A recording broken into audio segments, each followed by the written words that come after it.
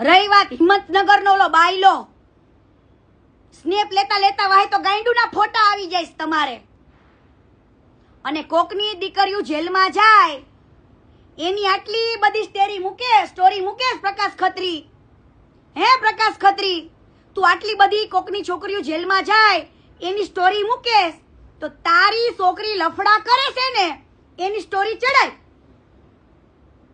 કેટલા છોકરા તારી સોડીએ લફડા કર્યા એની ચડાય. હા ચડાય. તને બહુ શોખ હતો ને સ્ટોરીઓ મૂકવાનો, બહુ સ્ટોરી મૂકવાનો શોખ હતો ને, પણ ચડાય. હા તારી છોકરીના ચડાય ફોટા. લફડું હતું તો કે ને, કેમ કોકના છોકરા ઉપર ખોટા કેસ કરવા પડે તારે? કેમ કોકના છોકરાઓને પોસ્કોમાં ઘાલવો પડે?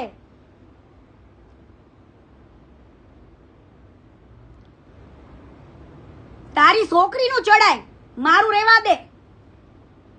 પણ તને હવે જવાબ આપીશ, યાદ રાખજે. સમજો, કરી નાખજે તું તે. તારે જે કરવું એ કરવા માંડજે. હવે બધા ફોટા ચડાવીશ. બહુ શોખ છે ને ખોટા કેસ કરવાનો, કરી આવજે જા. હા હવે કેસ કરી આવજે, કરી જ નાખજે. હા બાયલા, હિંમતનગરના બાયલા, કરી નાખજે ખોટો કેસ મારા ઉપર. તને તો ટેવ છે કોકના છોકરાને ખોટી જ્ઞાતિ બતાવીને ફસાવાનો, ખોટા કેસ કરવાનો. કોકની છોકરી જેલમાં જાય ઈ મૂકવાનો શોખ છે, પણ તારી છોકરી લફડા કરે એનું મૂક ને. આખા ગામને બતાય કે મારી તો નાની એવી હતી ને ચોલે આવી ગઈ. એને બહુ શોખ છે ને તને, તને બતાવીશ. પણ ઓલી સ્નેપ પાડવામાં થોડું પ્રકાશભાઈ ધ્યાન રાખો. તમે સ્નેપચેટમાં ફોટા પાડો છો ને ઓલા બાથરૂમમાં ઉભા ઉભા, વાહે ગાંડના ફોટા આવી જાય. પ્રકાશભાઈ થોડું ધ્યાન રાખો, માપ રાખો યાર. હે પ્રકાશભાઈ થોડુંક ધ્યાન રાખો. છોકરીઓને ફોટા તમે મોકલો છો ને નાગા નાગા, તો આવો બાથરૂમમાં ફોટા પાડતા પેલા વાહે ઓલા હેન્ડલમાં જોઈ લેવું. ને તમારે આખી ગાંડ દેખાય વાહે વાહે. અને તને બેટા તને આખું રેકોર્ડિંગ આપું, તને બેટા તારું બધા જ પુરાવા તને આપું. અને હવે તું તૈયારીમાં રહેજે ખત્રી. હા હવે તું તૈયારીમાં રહેજે બેટા. બહુ મારા વિડીયો ને મારા સ્ટોરી ચડાવી તે, બહુ મજા લીધી. પણ હવે તને મજા કેવી ને તને બતાવીશ. હા તે તો ખોટા કેસ કરીને મજા લીધી. હું તો ખોટા કેસમાં જઈને આવીને મજા કરીને આવી. કરી જ નાખવાનું. હું એકઈ વાતે બીતી જ નથી તમ તારે. પણ સત્યની લડાઈમાં લડું છું ને એના માટે હંમેશા લડતી રહીશ. આટલા કિસ્સા તમને કીધા મેં. હરેક કિસ્સામાં તમે મને બતાવો કે ક્યાં મેં પ્રૂફ પુરાવા વગર વાત કરી, કઈ જગ્યાએ હું પ્રૂફ વગર બોલી. ગુજરાતનું સેટેલાઇટ એમ નામ નથી કહેવાતું. મારી પાસે એવિડન્સ, પુરાવા, પ્રૂફ પાક્કા પાયે હોય ને તો જ મારું આ શસ્ત્ર વાપરું છું. હલો કીધું હતું ને કીર્તિબેન, તમારી જીભ એક શસ્ત્ર છે એમ.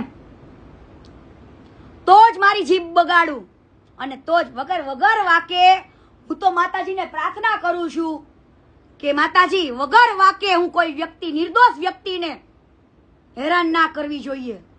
વગર વાકે તો વાલા, વગર વાકે જો કોઈ માણસને હું નડું ને અને વગર વાકે જો માણસને હું બદનામ કરું ને તો મારી જનેતાનું દૂધ લાજે વાલા.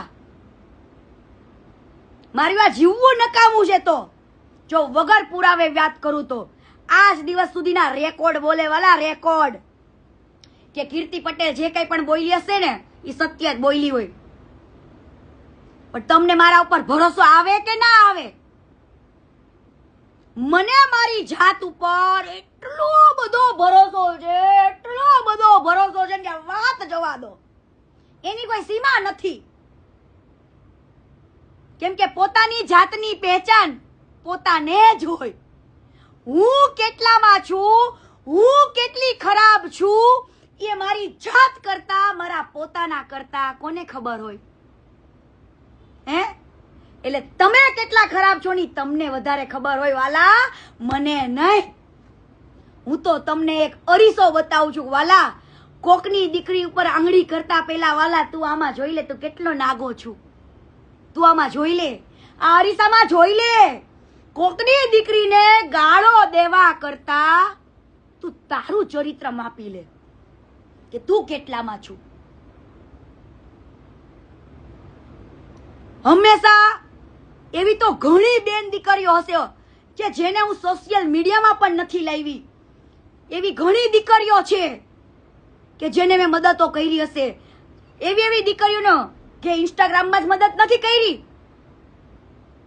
ઘણી દીકરીઓના કિસ્સા એવા હોય કે સોશિયલ મીડિયાથી દૂર રાખવાના હોય, એવા સમાજથી ડર હોય, એના ફેમિલીથી ડર હોય, એવા કિસ્સા મેં જઈને પતાવ્યા છે વાલા.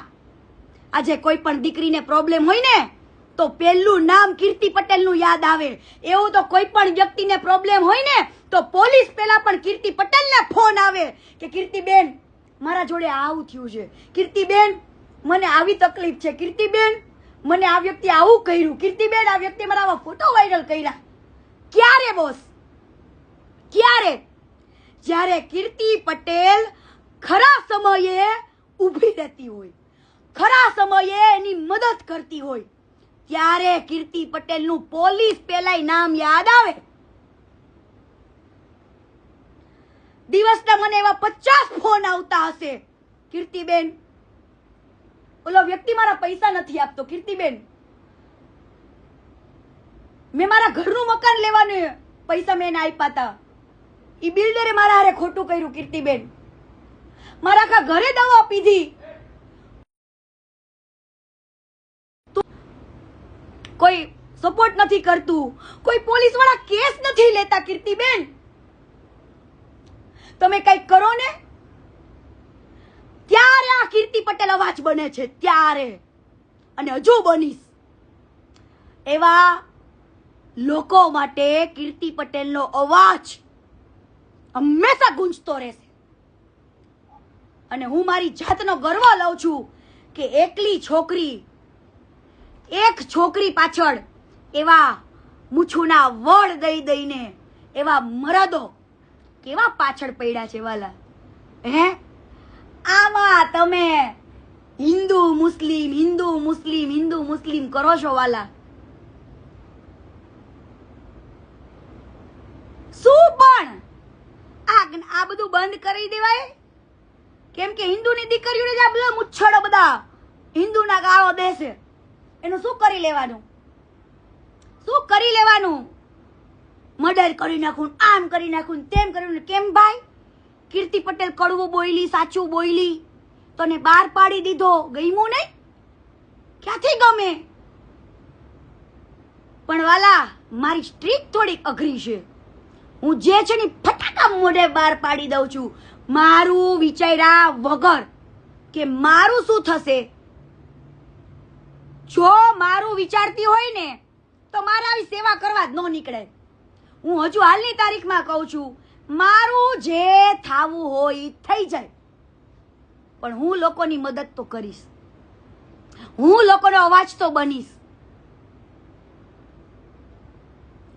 મારે ગમે એટલું વિચારવું હોય ને કે હવે હાડું કોઈની મદદ જ નથી કરવી, જવા દે ને ભાઈ.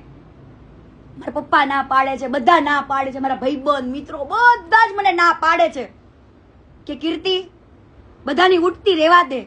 કીર્તિ આ તું ગમે તે બધાને ઓલું કરેશ ને પછી તું જેલમાં જા તો કોઈ આવતું નથી, કોઈ પૂછતું નથી, તું કોઈ પણ ની માટે લડે છે, તારા ઉપર આવું થાય તો કોઈ આવે છે. પણ છતાં પણ મારો એક જ જવાબ હોય, મારાથી કોઈનું દુઃખ હજુ હકીકતમાં કહું છું કે આજે નહીં દેખાય મને, હું નહીં જોઈ શકું, કાલે નહીં જોઈ શકું, પણ જ્યારે હું સાચી હશું ને તો મને મારા પરમાત્મા ઉપર અને મારા સ્વાભિમાન ઉપર એટલો ભરોસો છે કે કોઈના બાપની તાકાત નથી કે કીર્તિ પટેલને ઝુકાવી શકો. કોઈના બાપની તૈવાડ નથી કે મને ઝુકાવી શકો. હું હરેક દીકરીઓને એક મેસેજ આપું છું, ડરી ડરીને જિંદગી જીવા કરતા મોત તો આવવાનું છે ને આવવાનું છે. આપણી ટિકિટ કન્ફર્મ જ છે, ક્યારની ફ્લાઇટ છે ખબર નથી. એટલે ડરવું તો જીવવું નહીં, અને જીવવું તો કોઈના બાપથી ડરવું નહીં. મારા જેલમાં ગયા પછી ઘણા લોકોએ મજા લીધી વાલા, ઘણા લોકોએ. મણીબાને તમે મજા તો લીધી ને, એને મજા લીધી ને. તમારું માતાજી હારું કરે કે કોકની દીકરી ઉપર આવું ખોટું થાય છે